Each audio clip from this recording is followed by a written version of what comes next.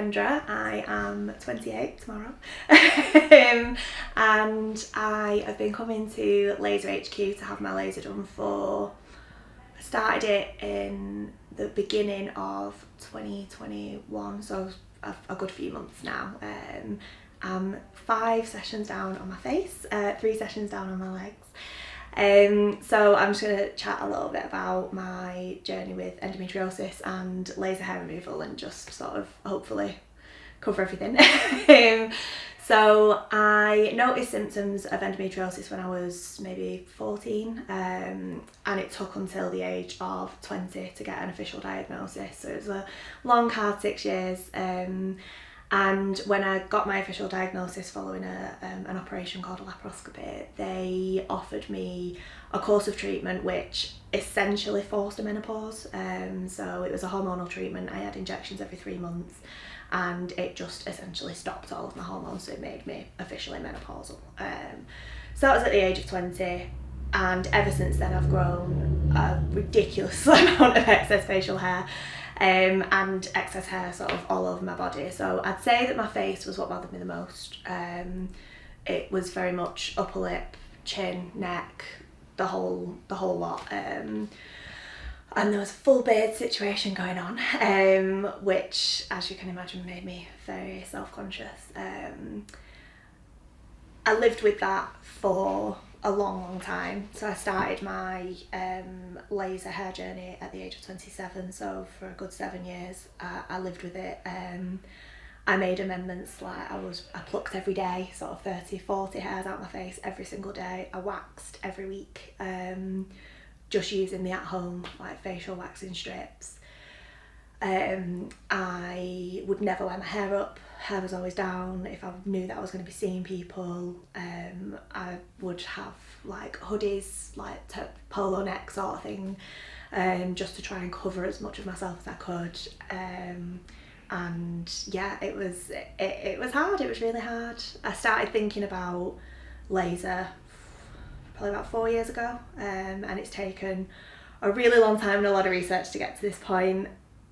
And the thing that I'd really like to sort of touch on is the sort of stigma around laser, and particularly the misconceptions around laser. So I was very much under the misconception that laser would not work for me. There's a lot of conflicting advice online. There's an awful lot of stuff that will say that if you have endometriosis, polycystic ovaries, any sort of hormone imbalance, that laser just will not work for you, and it is not the case. It really isn't.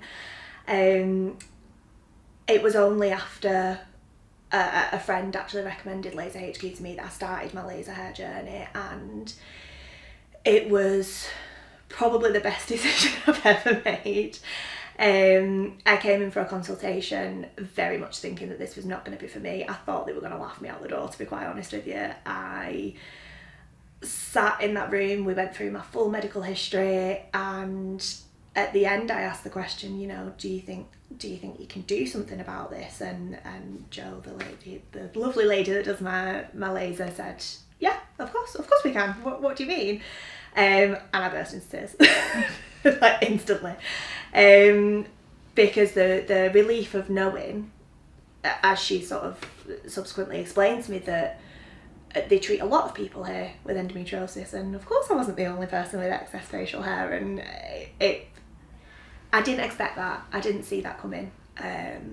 So for me, that's the first thing that I would say to anybody who is sat watching this thinking, yeah, that's me. I have, insane amounts of excess facial hair, I have endometriosis, I have polycystic ovaries, anything like that.